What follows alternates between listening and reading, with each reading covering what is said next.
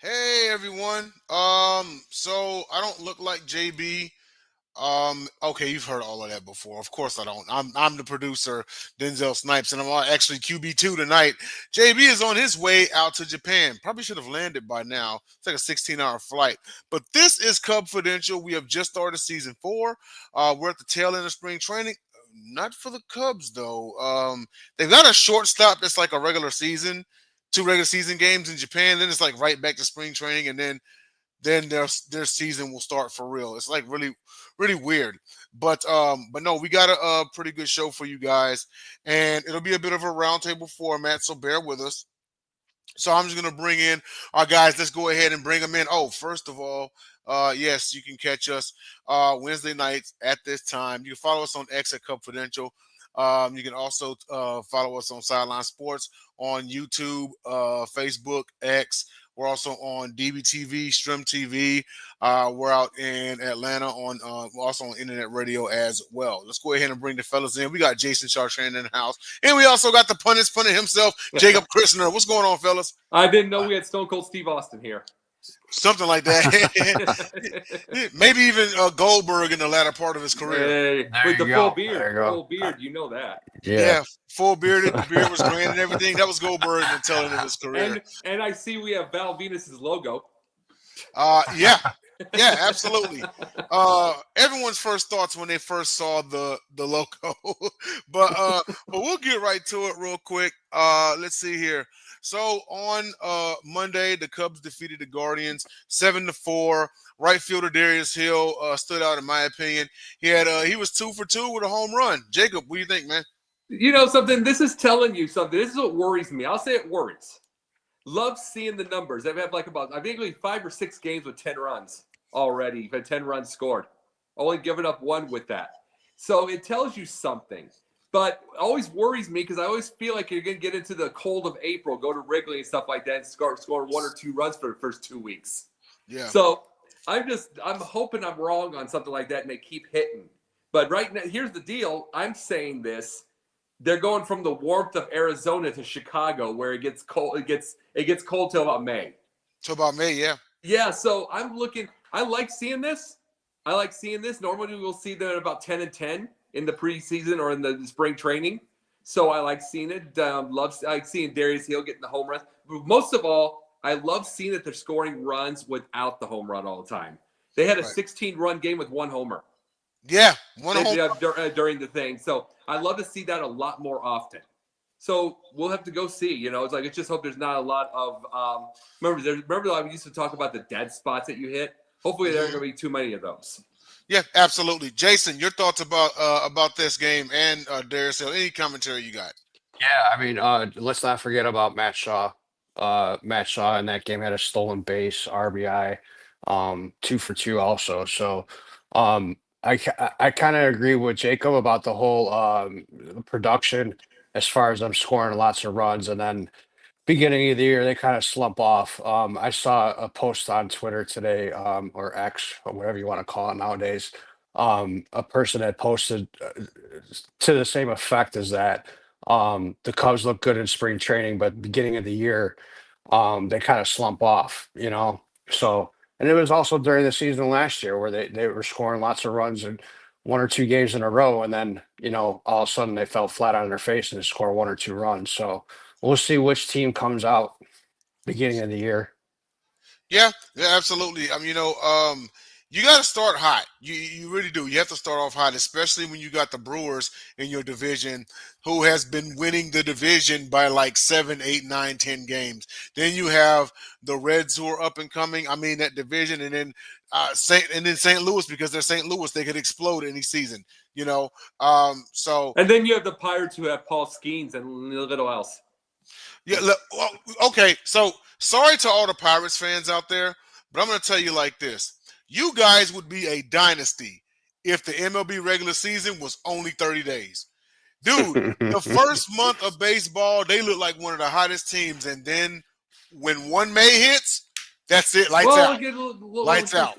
Here's the deal. Look at who the manager is. He's the ultimate 1 month manager. Yeah. I mean, They're the kings that looking the best in baseball in April. But once May hits, don't go checking for them. But speaking of the Brewers, the Cubs did drop one 9-7. Imanaga had a slow showing out of 4.1 innings pitched. He had 4 strikeouts, but he gave up 4 hits and 2 home runs. Jacob, your thoughts? The thing that happens with the stars, it happens all the time. I remember Kerry Wood would hit this too. I remember all the years I watched preseason and everything like that. You think, oh my God, they're facing off against the people that be bagging groceries. You think they're just going to have. You see, when you're a kid, you think they're going to have no hitters and stuff like that, or 4 innings, no that kind of stuff because they're stars. But then you forget they're trying new pitches. They're True. they're kind of they're kind of warming themselves up a little bit. They're experimenting some, all that kind of thing. And it's like, well, I'm not going to let that do during the season. I mean, that happened to Greg Maddux too. It's Yeah. I mean, sometimes he tried to actually go over 90 miles an hour in the preseason to get jacked up. It's one of those, and then you go back to the regular season. You have to paint the corners just like always. That's what that is what the preseason's for. That's what spring training's for. It is for experimenting with everything. That's why you don't. That's why you don't give a grip, like in football, for instance, that Jacksonville is 4-0 or 3-0. True. That's why you never do, because the teams that they're facing are mostly playoff teams, and they're just experimenting. Well, Jacksonville needs the wins. True. So it's like you always see the smaller teams that are really, really bad play. They have really good records, and they go in and win 65. And that's the big thing that we have to look at and understand is a guy like Imanaga, he's going to be experimenting. I'll worry about it if he's doing that in May. True. Jason, moving on to you. Your thoughts? Yeah, the only thing that I'm worried about with Imanaga was last year he kind of gave up a few of the home run balls. So obviously spring training gives up the 2 home runs in that game. Other than that, I mean, I agree with Jacob. You're experimenting with new pitches. It's spring training. Um, it was his last start before he goes to Japan and opens up the season. So. Um, it just all comes down to that spring training and kind of seeing what pitches you could throw and kind of getting used to going a little bit longer during the games. Yeah, no, absolutely. Because he will be squaring off. Um, it'll be their first game, game one, in Tokyo against the Dodgers. Yes, Imanaga will be on the mound. So, yeah, new segment. Watch Cub Alert. Infielder Matt Shaw of the Iowa Cubs. His stats last year: 284 batting average, pretty solid. 21 home runs, 71 RBIs. Jason, your thoughts about this kid? I think once he gets some more at bats, man, he's going to produce. In spring training, he only had 16 at bats, but he's still like hitting 313. He had 4 RBIs and a stolen base. So I think once he gets worked into the everyday starting lineup at third base, and he gets more at bats, he's going to get more comfortable, and I think he's going to produce well. Yeah. And Jacob, your thoughts? How does that stat line look to you? Yeah, well, I like the stat line, but see, the big thing about it is I know very well that I don't think I'd be allowed to be a manager or a scout in the majors because I'm always thinking of what's the possibility of strikeouts, all that stuff, instead of the right then and there. Personally, to me, the right thing I want to be watching when he's in there is he getting the bat on the ball. Yeah. Even if you're grounding out, even if you're having to hustle up the line, even if you have to do any of those, even if it's just errors, all that kind of stuff. Because I don't care if it starts 0 for 12. That's what Willie Mays started. I'm not saying he's Willie Mays, but Willie Mays started like that. But I mean, the big thing about it is that he wasn't. Remember, those are the times you weren't striking out much. So when you get the bat on the ball, things are going to start happening. I think that 284 can go up to 300 and over if you limit the strikeouts. Yeah, no, absolutely. When you look at how he did, and I know in the minor leagues they tend to play shorter seasons and everything, Yeah. but it's a solid stat line. I wouldn't expect him to be an Aaron Judge, not a 50, 60 home run guy, but he's solid. He can get guys home. Obviously, he's got 71 RBIs. 284 is nothing to sneeze at. You figure he's probably going to bat because I got a feeling him and the next guy I'm gonna touch on we get called up. You figure they're gonna be middle to toward the bottom of the order, maybe dead middle of the order. Well, possibly, but you brought up Aaron Judge. That's still a 300 hitter with his 58 homers or 60. Right? That's still a 300 hitter, and it's like people will say you couldn't do both. Well, you show you can. Yeah. You know what I mean? You show you can. That's the big number one thing you can be. You can be that way and get there. It's just really, I know it's a different game. I always say that, but to me, it's bat on ball every time. And I think the game gets more exciting if we have them on base and we start stealing bases more and move them around and get that. I absolutely believe it's a more exciting game that way. And it's like everybody, but the way that you see, and I'm just going off a topic for a second, the way that you see these hitting coaches and everything giving these kids, it's always that deep, low, and go up for a big home run. It's like, to me, I'm a contact guy because the home run's going to happen anyway. Yeah. Yep. At the end of the day, it's fundamentals that's going to get you through. Yep. The long ball is cool, but you don't have to depend on it. Well, I'm an Andre Dawson guy. I don't think he had I think he may have had one if he had any 100 strikeout season. Yeah, I mean, I think he might have had one. If not, I have to look that up. But that's the thing with this. That's a power hitter. That's 438 homers. Right. You know what I mean? It's that's 430. I mean, that's a powerhouse.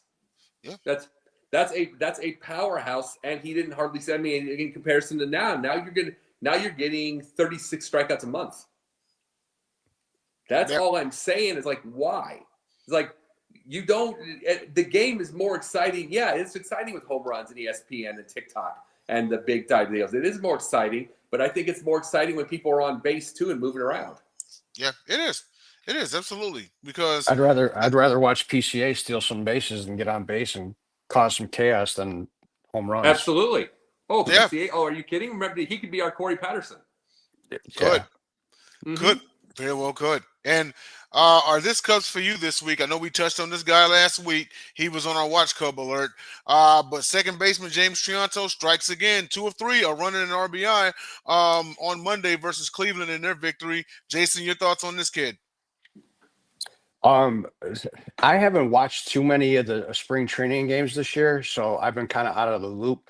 But from the stats that I've got from him, he's a career 289 average hitter. So I think he could be another young piece, an exciting piece for the Cubs in the coming years. Yeah, I think that he'll get the call up this season. I know his projected exit date from the exit year from the Cubs is from the Iowa Cubs is this year. I think he gets called up this year. Now, Jacob, your thoughts? I think one of the things that we need to understand by itself is like there's that's many people coming up. It's like why, mind you, I wanted a Shohei Ohtani when those first happened. Remember that? Mm-hmm. I wanted that. I wanted Soto. I wanted those. But what if they could be the Braves? What if the Cubs could be the Braves, and the time, where you're continuing to get the Austin Rileys and you're continuing to get all of those players straight through the Ronald Acuñas. What if the Cubs could continue to do it and save their money? Yeah. What if you could see they're not the Rockies where the Rockies need to completely tear it apart, have like about $5 million, like that whole thing with their cap. They just need to spend about $5-10 million on their players. That's all they need to do right now because they need to start it over. But this isn't that. The Cubs are pretty close. What if you could be the Braves? Yeah. The Braves are consistent every year because they are always. I mean, the Cardinals same way. You get all these players that come up and they have a good farm system, and they bring them thing and everything like that. And you see players that came straight from that thing, and you have to get traded from the Texas Rangers or something. Yeah. Yeah, absolutely. And I think more and more now. Well, I mean, unless you're the Dodgers who's trying to buy everybody under the sun, but what I don't want people to get into the mindset thing. It's kind of like with the NBA, right? People thought that you had to win titles by just shooting a bunch of threes like Golden State, right? And then Toronto won it all, and then the Celtics, and then the Bucks, and then the oh, who else? The Nuggets. Without having to shoot a bunch of threes a game. And this is also what I want folks to know. Also, is you can still have a homegrown team. You don't have to go out there and buy everybody. I'm not sitting up here saying that the Dodgers didn't do what they had to do. They just have to find their own way to build a successful team. Nothing wrong with homegrowing some youngsters, letting them grow for a few years, and then you grow to be a contender. Where's Lakers right now? Look at how many times LeBron. Besides the fact that LeBron they're picking on little Stephen A. Smith, but look how many times LeBron kept trying to get the big threesomes, the big help, the big all that stuff. And look at his team right now. He's got like 7 white players on it that look like they put at the YMCA. It's just true. I'm talking about the only real athlete I see on that side. I'm just saying that the white players is Dalton Connect. Yeah.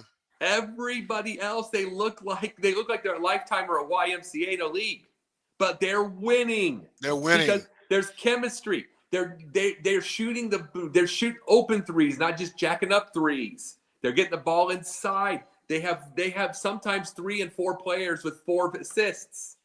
They do all that kind of stuff like that. 3 or 4 or 5 guys in double figures. Yeah. That's the thing about that. It's like all those years of trying to get the big stars. Look what the Lakers are doing now. Yeah. And it's the same boat with all this. The big stars, that's for ESPN, TikTok, and all of the people like us talking.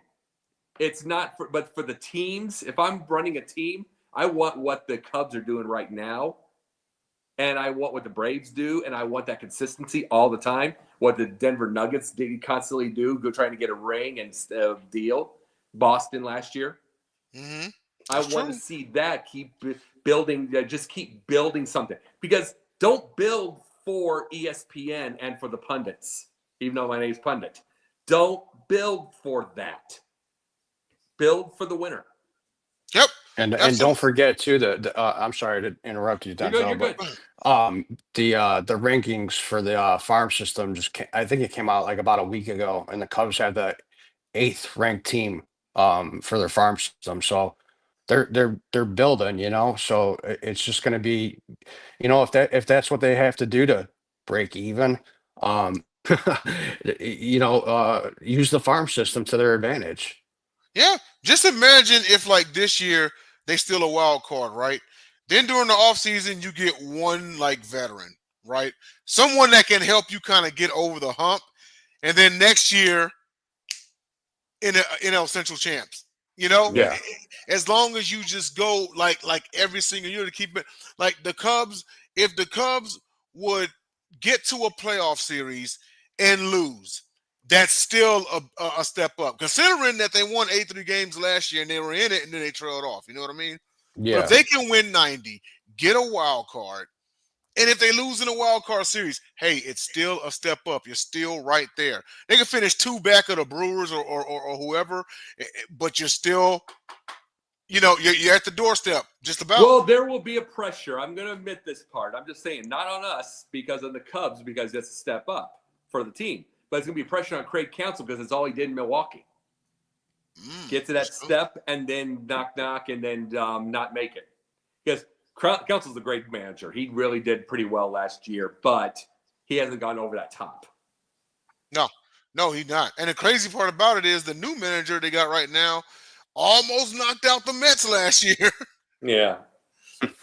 Yeah. That was that last game was dramatic, but finally we got our cover dud. So the Cubs acquired relief pitcher Ryan Presley coming over from Houston. We're talking about a guy, the most saves he had in the season in his career was 33 during the Astros World Series season in 2022. He trailed off a little bit, but you still got who I believe is a solid relief pitcher. So over under for saves in 2025 at 20. Jason, cover dud. Considering how many games they've blown with their bullpen, I'm gonna go dud. Okay. So you have over. So you have under 20 saves. Yeah, I got under 20 saves. All right. And Jacob, what about you? I'll go a little bit over, but here's the thing: I like Porter Hodge. A lot of people blew. I'm just saying, a lot of people blew games, but they got him into the ninth, and he was pretty good. Hmm. I like him. I like the idea of Ryan Presley. That's fine. You know what I mean? That's fine. You get to that thing, but was it necessary? I mean, because I'm ready to give Porter the shot. I really. He's an eighth. Now he's an eight in the eighth. But here's my question: do we have a seventh and sixth? Do the Cubs have seventh and sixth inning guys? The eighth will Yeah. be the lockdown. The ninth, if Presley's right, it is. But I'd rather have had Porter in the ninth. I liked him there. I Yeah. just did. Yeah, I think Okay. he's got some nasty stuff. He guys. I still Yeah. remember the 9 out of 10 strikes on that very first game he had. Like, I know they were down 10-1, of course, but I'm like, oh, that guy's nasty. Yeah. I mean, Press might be the best relief pitcher in that bullpen, and that's saying a lot. But he was one of the best in on the Astros as well.